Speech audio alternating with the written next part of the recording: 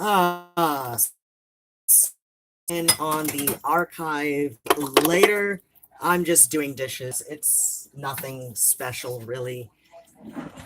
Uh, just wanting to see like how stable the connection is right now. This far from the router and all of that. Da, da, da, da, da.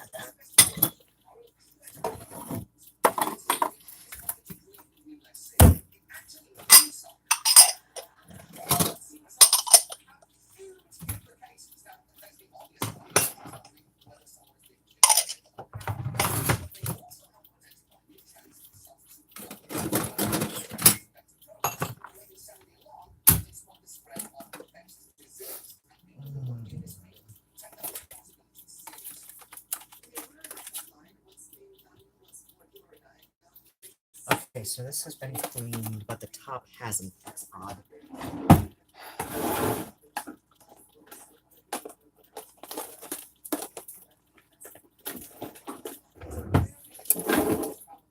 For now, can we get off of my poster? There we go.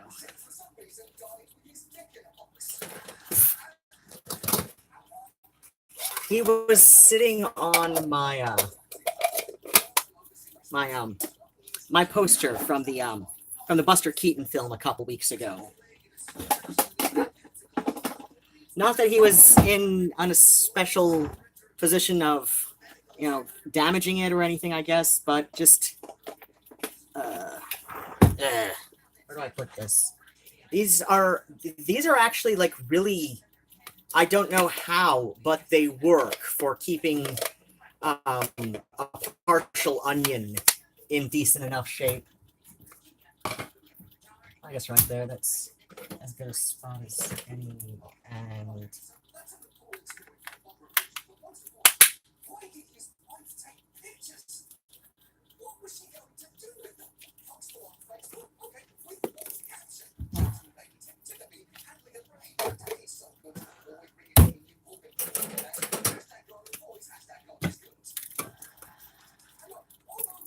hello.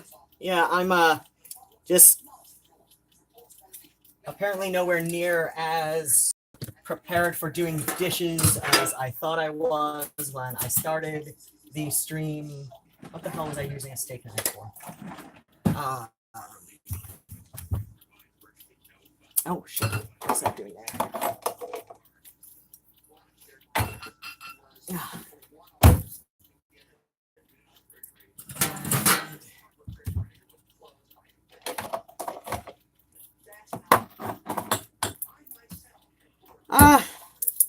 The dishes are all right. There's chores I hate more than doing dishes.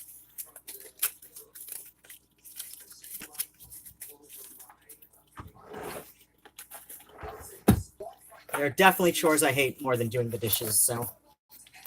And getting the gloves on the right hand would probably be helpful. Okay. I've got about half an hour before the laundry wants me to return to it, and so I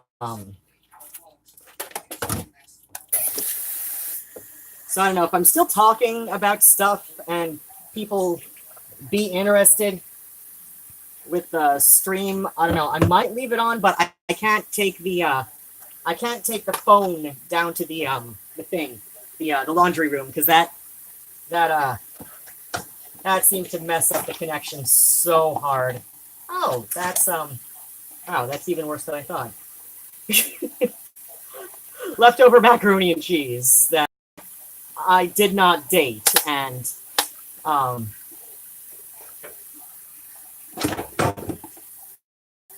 but I guess I couldn't find the masking tape and or the what's that called?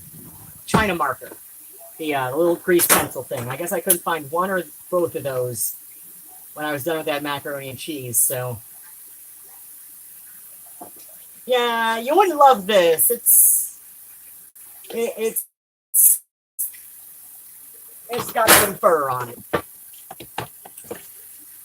That wonderful little blue fur.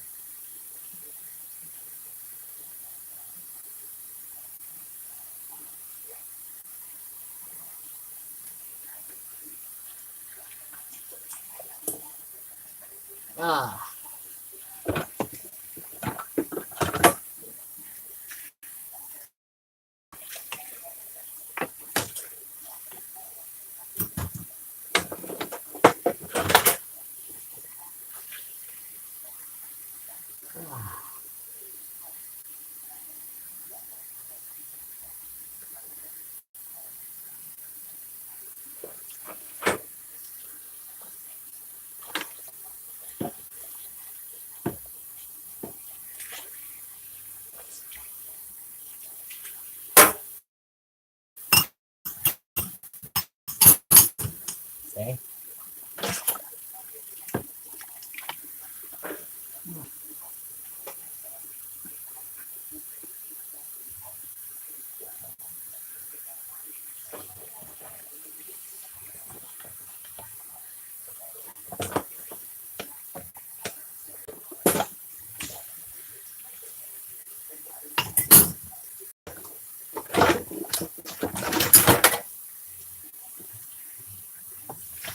I do not remember what I was eating there. Yeah, the dishes have been stacked up for a couple days, and a lot of it was just due to back pain, and I'd say 2 parts back pain, 1 part just the weekend really kicked my ass. Cats. Murnau is on my Art Nouveau chair. I'm not sure what Phoebe and Nigel are doing, but I see Murnau from where I'm standing. Phoebe earlier, it was actually so cute. Phoebe was instigating chasing with the other two. It was adorable. I saw her wiggling her butt and then leaping at Nigel. It was adorable.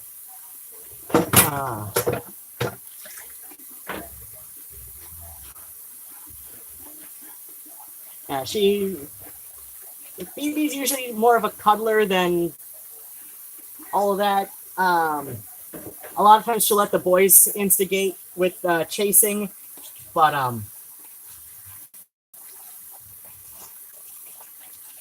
yeah, she's okay with chasing. She's okay with chasing. It's just Nigel. Like I've decided that my preferred setup with like the number of cats and all of that, and like specifically which decided boys two males, 1 female is probably best, just because especially right now with these 3, because Nigel likes to escalate from chasing to wrestling, and Phoebe does not wrestle. So, and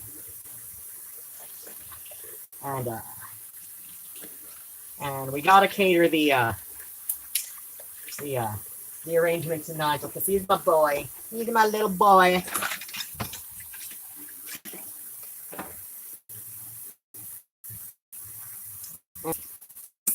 But yeah, this last week I got her cuddling with Murnau some on the bed, which is adorable. And she was, I don't know, she seemed to like not want him anywhere near her for a while. I was actually feeling very concerned and wondering what the hell my options would be if, it continued like that. But thankfully, she got over whatever the hell was up her ass about sharing her living space with Murnau. So, and she can snuggle with him again. That's good. It's like if he was getting on her last nerve, and this was not at a position to end between them, it's like I don't know what the hell I do, because I love my little Murnau. He's so cute and sweet, and he's so goofy and funny, but yeah, if I absolutely had to, I know I could surrender either, and I'm talking like absolute worst case scenario. Like I know I would be able to surrender Phoebe or Murnau back to the rescue group I adopted them from, which was the same group. Unfortunately, I'd be really apprehensive about doing that if it had to be Phoebe. Just like I said, worst case scenario, hypothetically speaking, I'm not in any position where I might want to. But yeah, Phoebe would be hard to adopt back out, just because at the adoption events, which is where they tend to get the most, the highest adoption rates. you know, like out at Petco and stuff on like a weekend day. Phoebe just does not deal with the chaos of those kinds of events very well. So you know, if I had to, like I said, worst case scenario, nothing that looks like it's in any danger of right now. You know, if I were to surrender Phoebe back to planned pethood, you know, she would be back with Lynn for the rest of her life because, I mean, that was kind of the position. Eventually, another one that, you know, a following would have brought Phoebe to, you know, didn't result in an adoption. Then she was just gonna, she's sitting on somebody's lap, and you know, she's perfectly fine and normal at home. It's just, you know, when she's out in a situation that seems at least mildly chaotic, she just kind of stresses out and shuts down a little bit emotionally. And Murnau, like I said, worst case scenario, nothing that's even, you know, being thought about right now. Murnau, he's just so goofy and gregarious that that, like I said, absolute worst case scenario, if I had to surrender him back to the rescue group, and you know, like little foster network, I would have no problem surrendering Murnau. I have absolute confidence that, you know, he would find a home. He would find a Nigel, on the other hand, I don't think Nigel would cope if I had to, you know, just surrender him to like foster or something. And if that were the case, it would be because something has happened to me. Like either I've died or I've been in an accident and I'm in the hospital, hooked up to machines and practically a, you know, persistent vegetative state. So basically dead. Like Nigel's with me for the rest of his life because he, unlike my other two who are, you know, relatively friendly with my friends, you know, like friends of mine that they've never met before, you know, Phoebe and Murnau, they're totally like interested and curious about any friends of mine that come over. Now, you know, Exterminator, on the other hand, they you know, they kind of sense, just because the last time he was out,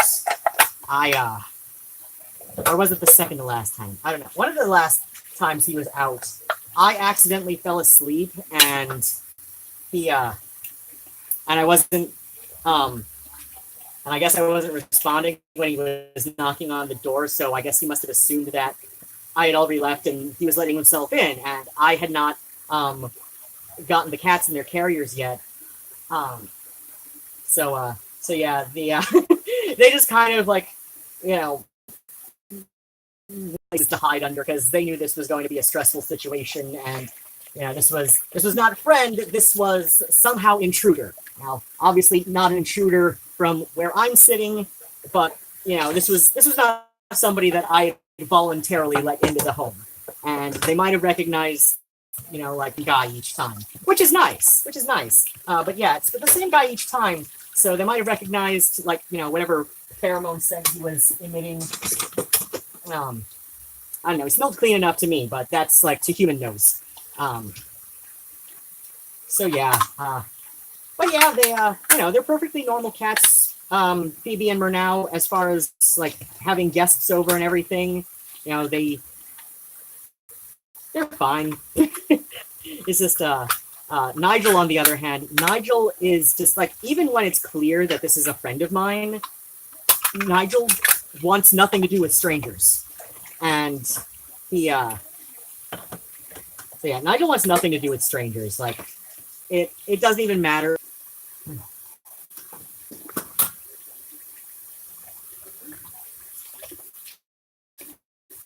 So yeah, my friend Cody, who lives just like on the street from me by, I don't know, like block and some, yeah, most of a block and a half, because I guess I'm kind of in the middle of this block.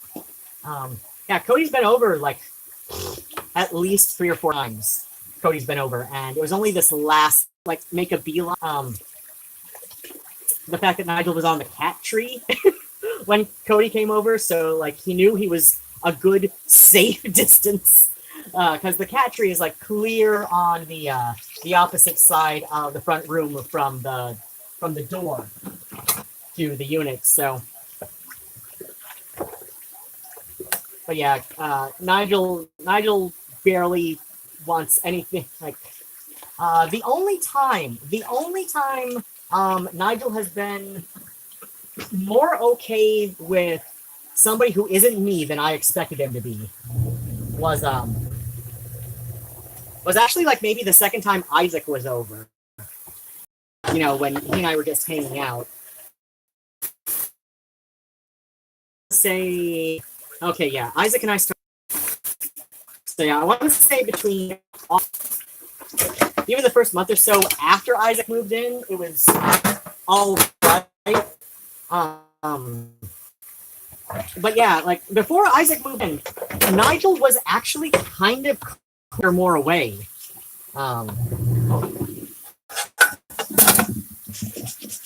And Nigel will still want to stay at least 10 feet away from Scott when Scott's been over. And Nigel lived with Scott for the first couple years. More like ages about 4 months to 2 years. So, you know, the first,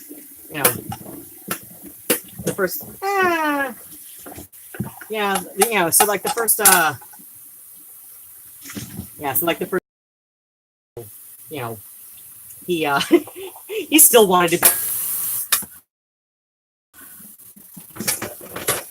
Okay, my dish rack is full, and this thing keeps connect and reconnect.